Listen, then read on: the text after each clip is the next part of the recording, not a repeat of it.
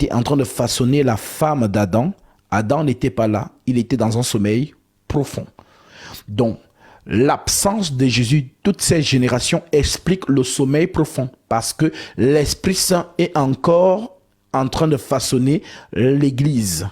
Lorsque l'Église sera donc prête, le Seigneur, donc, son avènement explique le réveil d'Adam. Voilà pourquoi lorsqu'il va donc se présenter, il doit trouver une épouse qui le ressemble. Pour dire, voici cette fois-ci celle qui est os de mes os, chair de ma chair, celle-ci je l'appellerai femme. Alors, c'est cette promesse que nous avons au travers l'apôtre Jean qui nous dit ceci. Dans 1 Jean, chapitre 3, 1 Jean chapitre 3, nous sommes dans l'épître de 1 Jean chapitre 3, au verset 1, l'Écriture dit « Voyez quel amour le Père nous a témoigné, pour que nous soyons appelés enfants de Dieu. Et nous le sommes. Si le monde ne nous connaît pas, c'est qu'il ne l'a pas connu. Si le monde ne nous connaît pas, c'est qu'il ne l'a pas connu. Donc au temps de Jésus, les gens n'ont pas discerné que c'était le Père parmi les hommes. Autant vous aussi, ces enfants, on ne vous connaît pas. Parce que si on vous connaissait, on vous ferait des révérences. Parce que vous êtes les enfants du roi. Et un enfant du roi est un prince, une princesse. Donc, si le monde nous méprise, c'est parce qu'on l'a méprisé, on n'a pas su qui il était. Voilà donc pourquoi aussi, toi aussi aujourd'hui, tu es méprisé. C'est ce que l'Esprit Saint nous dit au travers de Jean. Voyez quel amour le Père nous a témoigné, pour que nous soyons appelés enfants de Dieu, et nous le sommes. Si le monde ne nous connaît pas, c'est qu'il ne l'a pas connu. Bien-aimés, nous sommes maintenant enfants de Dieu, et ce que nous serons futurs n'a pas encore été manifesté. Mais nous savons que lorsque cela sera manifesté, nous serons semblables à lui. Nous serons semblables à lui parce que nous le verrons tel qu'il est. C'est là donc où l'Écriture qui dit « Heureux les cœurs purs, car ils verront Dieu va s'accomplir ». Ça veut dire que le Jésus que nous allons voir, ce n'est pas le Jésus que le monde a connu. En d'autres termes, Paul dit « Si vous avez connu Jésus selon la chair, sachez que nous ne le connaissons plus de la même manière. C'est un esprit vivifiant. » En d'autres termes, lorsque nous allons voir Dieu, parce que c'est ça la promesse, heureux les cœurs purs, car ils verront Dieu. C'est ce que Jean nous dit ici. Lorsque cela sera manifesté, nous serons semblables à lui, car nous le verrons tel qu'il est. Tel qu'il est. Ça veut dire qu'on va voir Jésus dans son apparence inaccessible. Donc, le voir tel qu'il est, dans son identité réelle, n'est pas permis à l'homme. Donc, les hommes ont vu la silhouette de Dieu sur terre. Voilà donc pourquoi Paul dit, il est l'image du Dieu invisible. Une silhouette, on n'identifie pas la personne. Lorsqu'on regarde ta silhouette, on ne sait pas si tu es noir, si tu es blanc. Voilà pourquoi le Saint-Esprit déclare, la puissance du Très-Haut te couvrira de son ombre. Donc, dans Marie, c'est l'ombre de l'Esprit. Donc, Jésus n'est que homme, image du Dieu invisible. Maintenant, ce que nous allons voir, ce n'est pas l'image du Dieu invisible, mais nous allons voir Dieu lui-même dans sa condition absolue. C'est donc ça la promesse. Heureux les cœurs purs, car ils verront Dieu. Voir Dieu, dans le sens de la prophétie, c'est la femme qui voit son homme dans la chambre. Parce que le lieu saint, le parvis, le lieu très saint, c'est une maison. Parvis, terrasse. Lieu saint, salon. Lieu très saint, la chambre. La terrasse, viennent les amis. Le salon, entre la famille. La chambre, seule la femme. Voilà donc pourquoi une femme a le privilège de voir son homme bien habillé et de voir son homme nu. C'est ça le connaître. Mais lorsque l'homme sort au salon, il est habillé. Lorsqu'il sort sur le parvis, il est habillé. Mais dans la chambre, l'épouse voit son homme nu. C'est ça, voir le Seigneur. Donc, lorsque nous le verrons dans sa forme absolue, sans énigme. C'est une belle promesse. Alors oui, Maranatha, tenez bon. Le Seigneur va prendre son épouse. L'Esprit Saint doit se retirer de la terre. Parce que c'est l'Esprit de Dieu qui présente à Dieu sa femme. C'est ce que Paul vous a dit. 2 Corinthiens chapitre 11. Oh, si vous pouviez supporter de ma part un peu de folie, mais vous me supportez. Car je suis jaloux de vous d'une jalousie de Dieu. Parce que je vous ai fiancé. Je vous ai fiancé à un seul époux pour vous présenter à Christ comme une vierge pure. Mais Paul, c'était un homme. Comment ça, il dit qu'il nous a fiancés à Christ? Ça veut dire que ce n'est pas Paul qui parle, c'est l'Esprit Saint qui parle au travers de Paul. Oh, si vous pouviez supporter de ma part un peu de folie, parce que vous me supportez, car je suis jaloux de vous. Donc, être jaloux de nous, ça veut dire que veillez sur nous, comme le serviteur d'Abraham a veillé sur Rebecca, jusqu'à ce qu'il l'amène jusque devant Isaac. C'est ça donc la parabole ou encore le mouvement prophétique concernant Rebecca. Pourquoi Isaac n'a eu qu'une seule femme dans sa vie? Parce que justement, c'est une préfiguration de Christ et de l'Église. Abraham a eu plusieurs femmes, Jacob a eu plusieurs femmes, mais Isaac a eu une seule femme. C'est ce qui présente le mouvement prophétique entre Christ et l'Église. Voilà donc pourquoi, je vais lire ça, c'est très important. Genèse 24. Nous sommes ici au verset 60. L'Écriture dit, Genèse 24. Donc, qui allait prendre Rebecca? C'est le serviteur. C'est le serviteur qui va prendre la femme. Donc, l'Écriture nous dit, au verset 60, je prends même à partir du verset...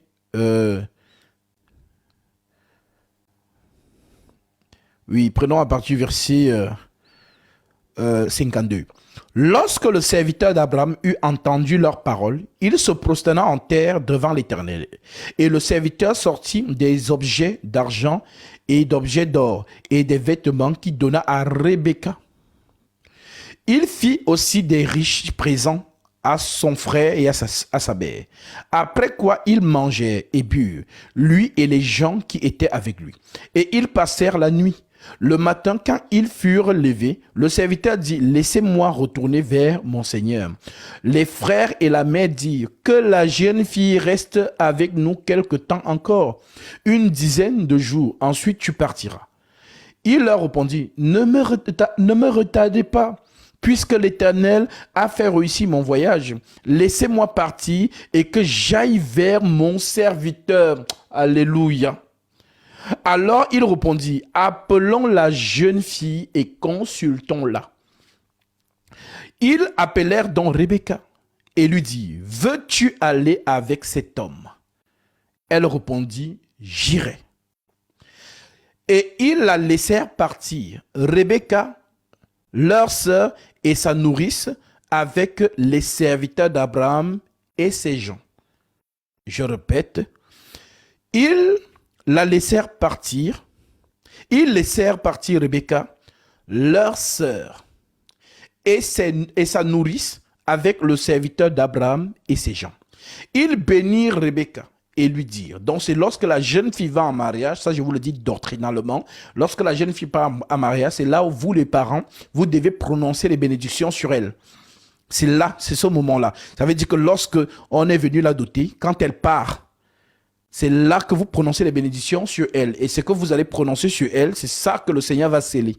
Voilà, parce qu'il y a beaucoup de parents qui ignorent ça et qui, lorsque leur fille va en mariage, ils ne prononcent pas de bénédiction sur elle parce que c'est le père qui bénit sa fille. Voilà, c'est la famille qui bénit son enfant. On dit donc, Rebecca se leva avec ses servantes.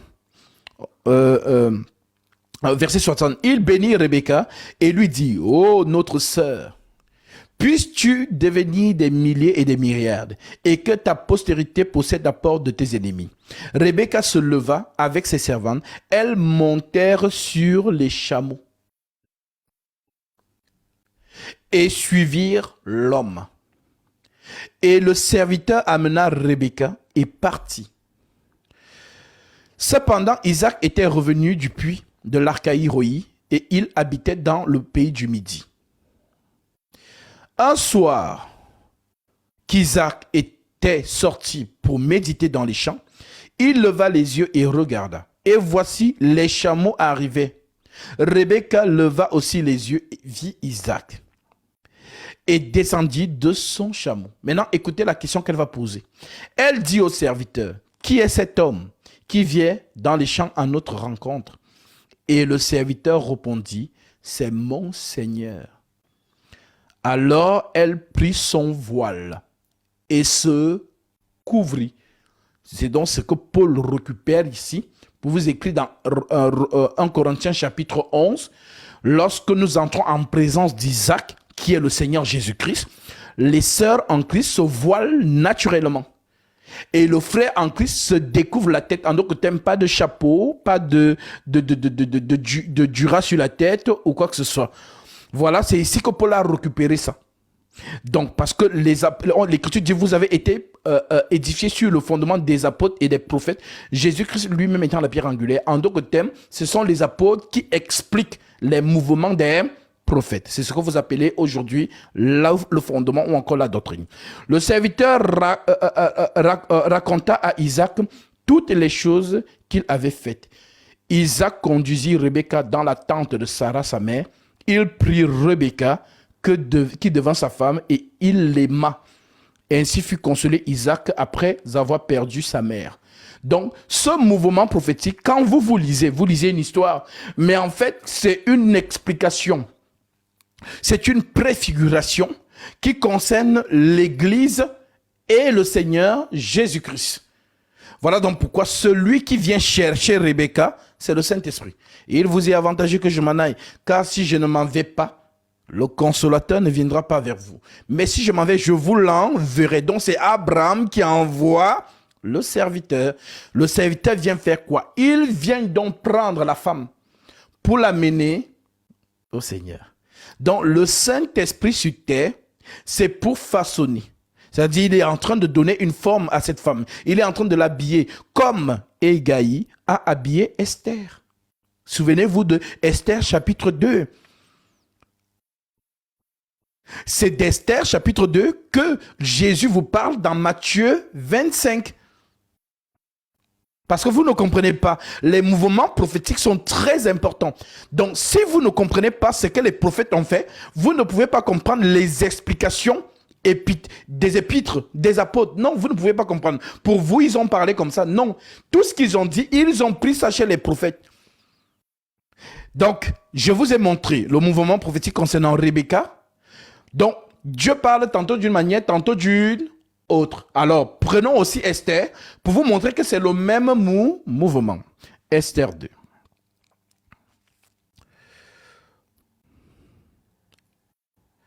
L'Écriture déclare, Esther chapitre 2, après ces choses, je suis au verset 1. Esther chapitre 2, verset 1. Après ces choses, lorsque la colère du roi Assyrus se fut calmée, il pensa à Vashti, donc Vashti ici qui représente qui? Israël, la première femme de notre Seigneur Jésus-Christ. À ce qu'elle avait fait et à la décision qu'il avait prise à son sujet. Alors ceux qui servaient le roi dirent, qu'on cherche pour le roi des jeunes filles vierges et belles de figure. Donc lorsqu'on vous donne la parabole des vierges dans Matthieu 25, vous ne comprenez pas d'où ça vient. Alors, ceux qui servaient le roi dirent qu'on cherche pour le roi des jeunes filles vierges et belles de figure. Que le roi établisse dans toutes les provinces de son royaume les commissaires chargés de rassembler toutes les jeunes filles vierges et belles de figure. Oui, parce que le roi a des goûts. Vierges et belles. Toutes les jeunes filles vierges et belles de figure, à Suse, la capitale, dans la maison des femmes. Donc, ce sont les commissaires qui rassemblent les jeunes filles. Les commissaires que j'explique ici, les disciples ayant le don ministériel. qui doivent rassembler les membres du corps de Christ. Lorsque nous annonçons l'évangile, ceux qui sont touchés viennent. Nous sommes en train de rassembler les vierges. La capitale dans la maison des femmes, sous la surveillance d'Égéi. Souvenez-vous de ce nom, d'Égéi. Qui est Égéi? On nous explique. Et d'Égéi est eunuque du roi et gardien des femmes qui leur donnera les choses nécessaires pour leur toilette. Donc Égéi, c'est l'eunuque du roi. Un eunuque est celui qui n'a pas de partie intime. Pourquoi il n'a pas de partie intime? Parce que c'est lui qui prend soin des femmes. Mais si ces femmes sont vierges et belles, s'il a des parties intimes, lui-même, il sera attiré. Mais comme il n'a pas de partie intime, on va dire ça comme ça, comme il est castré, alors il n'a pas de désir. Donc il est fidèle au roi. Donc il peut voir ta femme nue sans la toucher.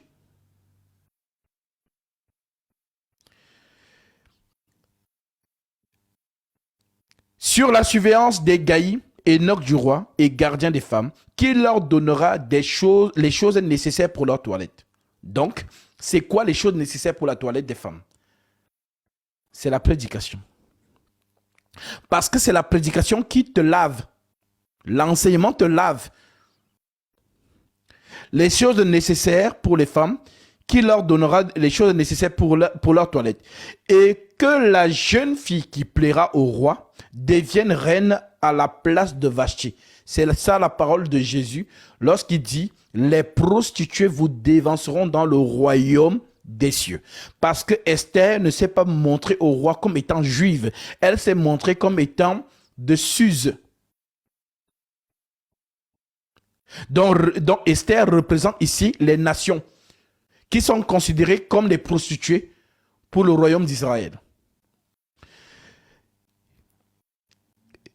Et que la jeune fille qui plaira au roi devienne reine à la place de Vashti, cet avis eut l'approbation du roi et il fit ainsi.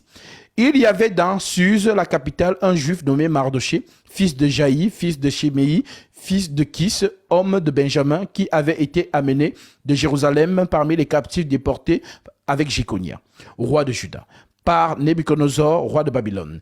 Il éleva Hadassa, qui est Esther, fille de son oncle, car elle n'avait ni père ni mère. La jeune fille était belle de taille et belle de figure. Lorsque la Bible dit belle de taille, c'est ce que vous appelez communément les formes.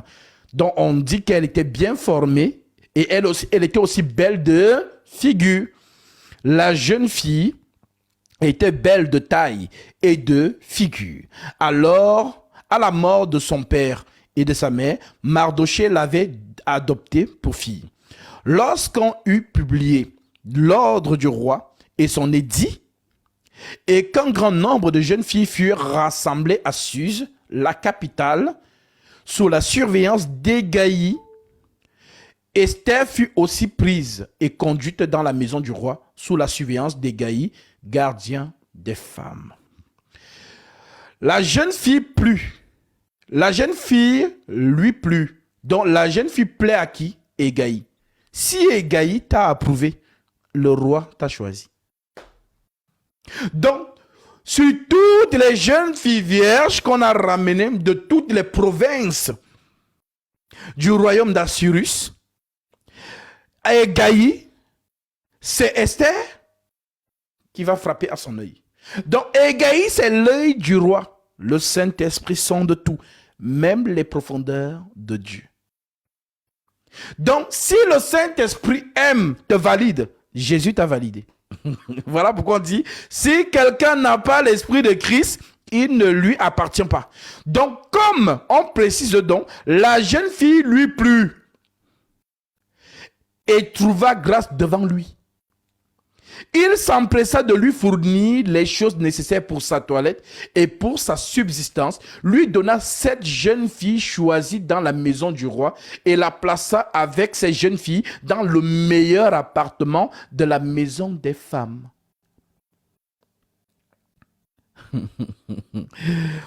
Pourquoi 7 jeunes filles autour d'Esther? Donc, les 7 jeunes filles, c'est ce que vous appelez communément filles d'honneur, qui sont autour d'elle, en train de la bichonner. 7. Et le chiffre 7, c'est la perfection. Voilà pourquoi on vous dit, l'agneau a 7 esprits de Dieu. Il a 7 yeux et 7 esprits de Dieu envoyés par toute la terre. Donc, est-ce que Dieu a 7 esprits? Non. 7 veut dire 1, donc un esprit. Donc, voilà donc pourquoi on donne donc à Esther 7 jeunes filles pour la bichonner. Parce que c'est l'élu. Voilà donc pourquoi elle a un traitement favorable. On la loge dans le meilleur appartement. On lui donne 7 demoiselles d'honneur et les meilleures les choses nécessaires pour sa toilette. L'Écriture dit,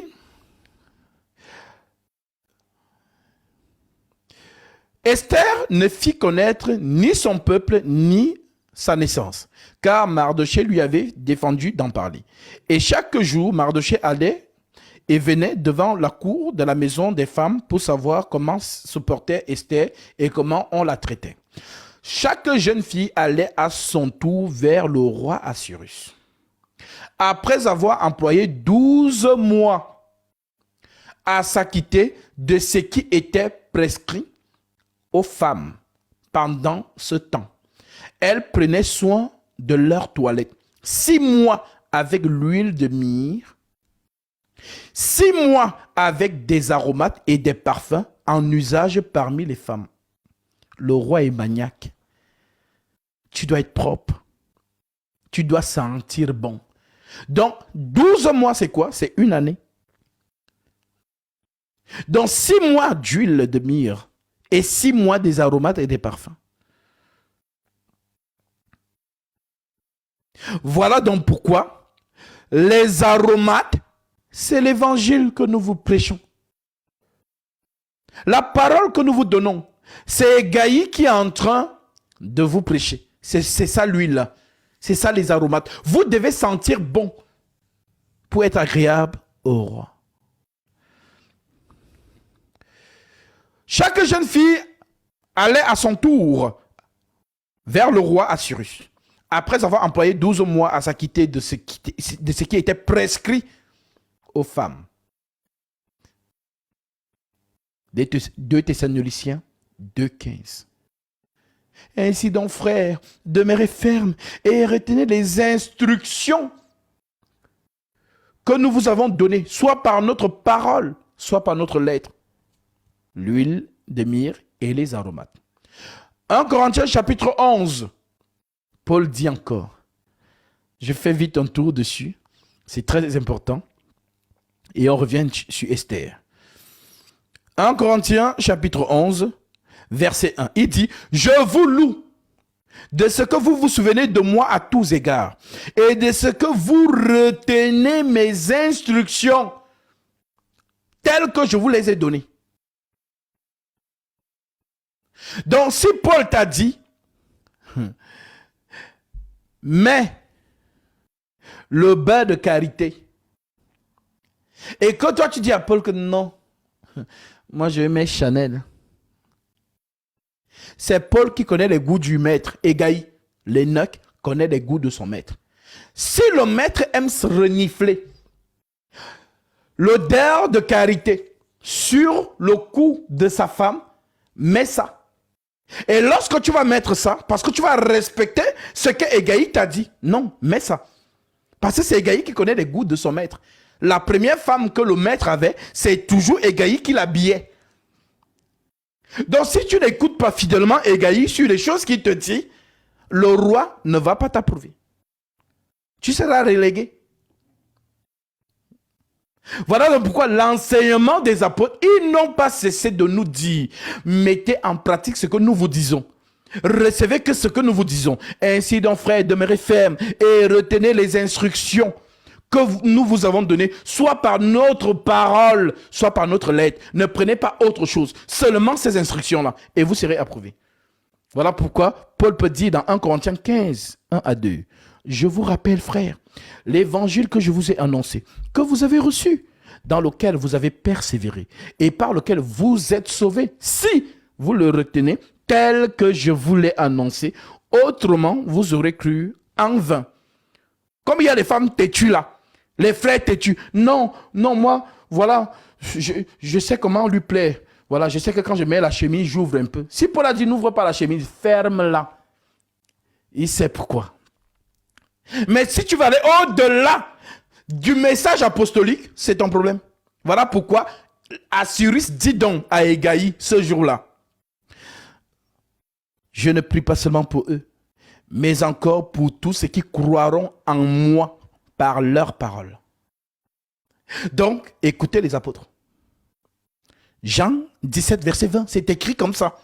Je ne prie pas seulement pour eux, mais encore pour tous ceux qui croiront en moi par leur parole.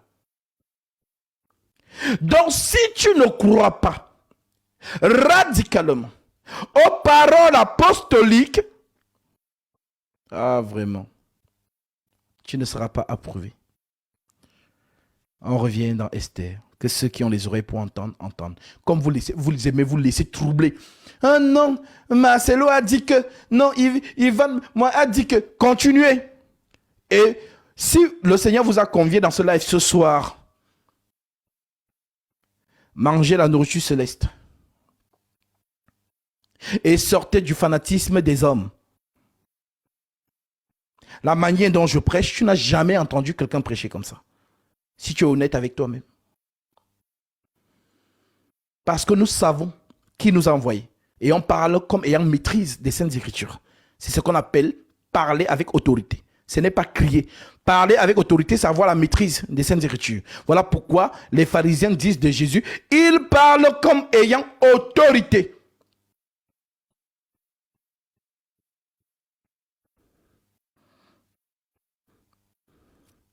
Esther, chapitre 2, nous revenons.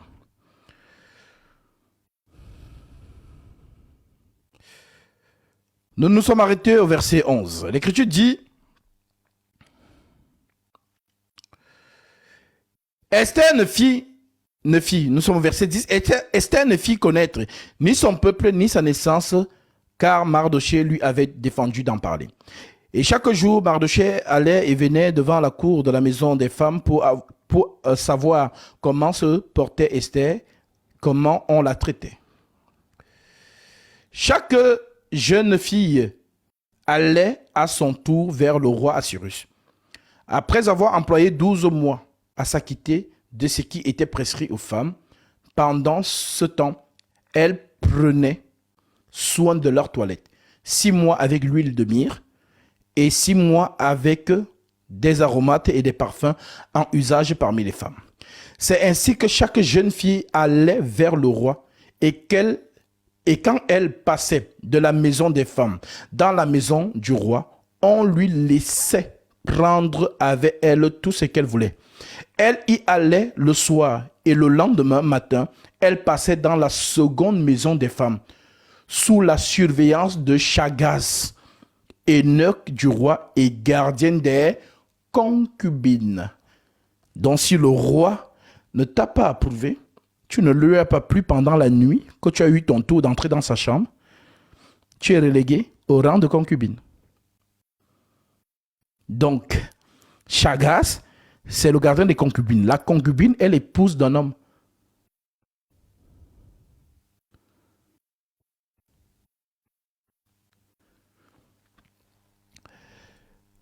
Elle allait le soir et le lendemain matin, elle passait dans la seconde maison des femmes, sous la surveillance de Chagaz, eunuque du roi, gardienne des concubines. Donc celle-là a été reléguée. Elle n'a pas été choisie. Elle est donc concubine. Donc c'est ce que vous appelez communément vierge folle. On en reviendra. Elle ne retournait point vers le roi, à moins que le roi n'eût le désir et qu'elle ne fût appelée par son nom. Il y avait une concubine là qui était venue. Elle s'appelait Vanessa. Oui, je vais la revoir. Appelez-la. Dis-leur qu'elle dort avec moi ce soir. C'est là où on va chercher Vanessa. Vanessa, peut-être qu'elle a mis 1 an sans que le roi ne l'appelle. C'est donc ça, la concubine.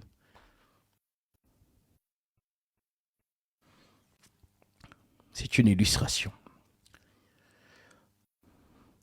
Lorsque son tour d'aller vers le roi fut arrivé, Esther, fille d'Abigaïl, oncle de Mardoché, qui l'avait adopté pour fille, ne demanda, c'est ce que j'aime, alléluia, ne demanda que ce qui fut désigné par Hégaï. Pourquoi? Ça dit Esther dit non, non, je veux rien mettre d'autre sur moi. Non, je ne veux pas que c'est vous qui m'habillez. Laissez Hégaï me dire quoi mettre. Pourquoi? Parce que Esther a su que Hégaï connaît les goûts de son maître. Donc Hégaï, si tu dis que je mets le foulard bleu, je mets. Si tu dis que non, mets tel parfum, c'est celui-là que je vais mettre. Donc, elle précise donc, Esther ne demanda que ce qui fut désigné par Hégaï, eunuque du roi, gardien des femmes. Esther trouva grâce aux yeux de tous ceux qui la voyaient. Esther fut conduite. Esther fut conduite auprès du roi Assuérus dans sa maison royale. Le 10e mois, qui est le roi de Thébet, la 7e année de son règne. Le roi aima Esther plus que toutes les autres femmes, et elle obtint grâce et faveur devant lui, plus que toutes les autres jeunes filles. Il mit la couronne royale sur sa tête et la fit reine à la place de Vashti. Alléluia. Voilà l'Église qui reçoit la couronne royale. Les concubines n'ont pas reçu la couronne. Seule Esther. Alors je pense que à partir de ce soir, toi qui n'avais jamais compris la parabole de Matthieu 25, les vierges folles et les vierges sages, 5 plus 5 égale 10. De 10, si tu enlèves 0, il reste combien? 1. La loi n'est pas l'exacte représentation des choses, mais une ombre des choses à venir. Le corps est en Christ, donc c'est Jésus la réalité. Qui choisira une femme? Alors, es-tu concubine ou es-tu Esther? Ne sera qu'Esther celle et celui qui demande seulement ce que Hégaï a dit, comme Esther l'a précisé. Mais comme aujourd'hui, vous ne voulez pas écouter Hégaï, Hégaï vous a dit, car il viendra un temps où les hommes ne supporteront pas la saine doctrine, mais ayant la démangeaison d'entendre les choses agréables, ils se donneront une foule de docteurs selon leurs propres désirs, détourneront l'oreille de la vérité et se tourneront vers les fables. Alors, il faut que je vous donne un verset pour vous montrer Assuérus et son eunuque Hégaï. Voilà pourquoi il n'avait pas de femme. Paul n'était pas marié. Alors, Actes chapitre 8, verset 18. Assuérus et son eunuque. Il déclare, l'Écriture dit, Actes chapitre 18, autant pour moi, Actes 18, verset 9, l'Écriture dit, le Seigneur dit à Paul en vision, pendant la nuit, ne crains point, mais parle, et ne te tais point, car je suis avec toi. Et personne ne mettra la main sur toi pour te faire du mal. Parle, car j'ai un peuple nombreux dans cette ville. Donc Paul qui parle, c'est Jésus qui est derrière lui. Tu contredis Paul, tu contredis Jésus. Voilà donc pourquoi il avait donc cette autorité de dire au singulier, j'ai poser le fondement comme un sage architecte et que celui qui bâtit dessus fasse attention de la manière dont il bâtit. Dans d'autres versions, prenne garde de la manière dont il bâtit. Voilà pourquoi tu ne peux pas contredire Paul. Faites très attention avec ces lettres. Les apôtres vous ont averti, notamment 2 Pierre chapitre 3. 2 Pierre 3, je prends le verset 15. L'Écriture dit: croyez que la patience de notre Seigneur Jésus-Christ est votre salut. Comme notre bien-aimé frère Paul vous l'a aussi écrit, selon la sagesse qui lui a été donnée, c'est ce qu'il fait dans toutes les lettres où il parle de ces choses dans lesquelles il y a des points difficiles à comprendre, dont les personnes ignorantes et mal affermies tordent le sens, comme celui des autres écritures pour leur propre ruine. Vous donc, oui, vous, Esther, vous donc qui êtes avertis, vous donc bien-aimés qui êtes avertis, mettez-vous sur vos gardes, de peur qu'entraînés par l'égarement des impies, vous ne veniez à déchoir de votre fermeté. Mais croissez dans la grâce et dans la connaissance de notre Seigneur et Sauveur Jésus-Christ. À lui soit la gloire maintenant et pour l'éternité. Amen. J'ajoute à cela Acte 23, verset 11. Acte 23, verset 11.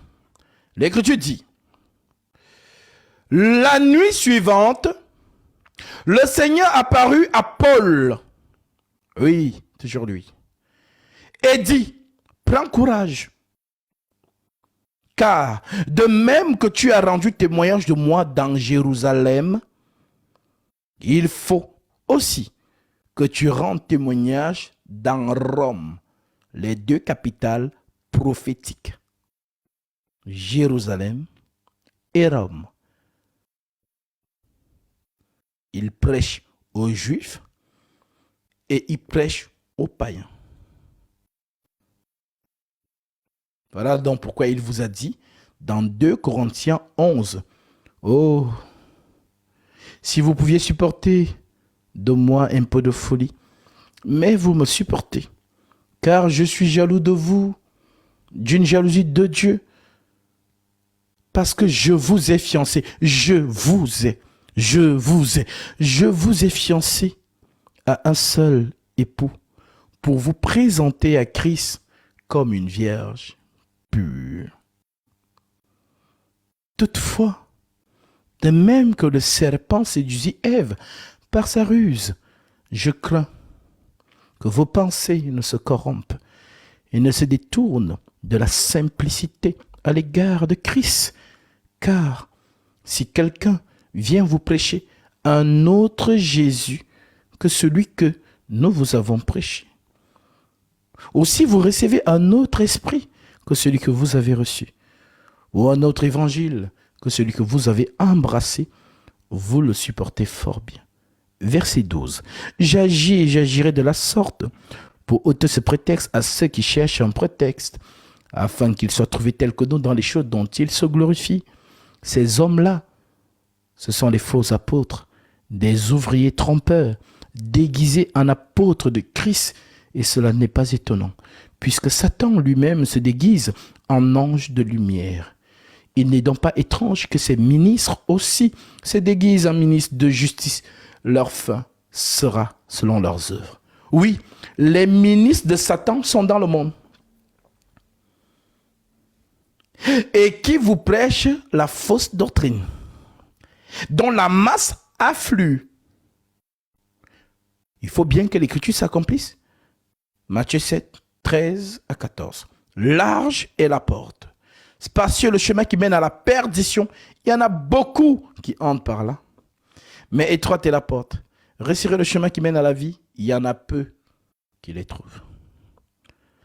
Alors vraiment, Maranatha, le Seigneur revient. Si le Saint-Esprit t'a parlé ce soir, et tu as compris l'importance capitale des lettres apostoliques, je pense que ce soir, tu ne joueras plus jamais avec une seule épître, un seul verset. Mais tu auras soin de prendre le verset tel qu'il t'a été donné, sans raisonnement des hommes. Colossiens 2, verset 8. Prenez garde que personne ne fasse de vous sa proie par la philosophie ou par une vaine tromperie, s'appuyant sur les traditions des hommes, sur les rudiments du monde et non sur Christ, le roc. Alors oui, tu seras à présent rigoureuse et à présent rigoureux, radical sur les saintes écritures des lettres telles qu'elles t'ont été données. Si l'écriture dit une chose, ne bagarre pas contre elle. Vaut mieux être du camp de l'écriture que du camp du raisonnement. Si l'écriture dit je ne permets pas à la femme d'enseigner, dis amen. La femme n'enseigne pas. N'entre pas dans les raisonnements charnels des hommes qui viendront, parce que c'est Satan qui vient toujours dire à Ève, est-ce que Dieu a réellement dit? Est-ce que tu as vraiment compris? Hein? Non, si Dieu a dit ça, c'est parce que, comme les faux hommes de Dieu, vous détournent des Écritures. Marcelo, qui crie partout, je crois que la femme peut enseigner. Pourtant, le roc dit autre chose. Je ne permets pas à la femme d'enseigner. Alors choisissez. Soit vous suivez l'esprit qui est derrière Marcelo, qui contredit le roc, soit vous suivez Paul, qui a, par le Saint-Esprit, posé cette écriture. Vous avez le choix. Mais vous êtes responsable. Que celles et ceux qui ont les oreilles pour entendre, entendent.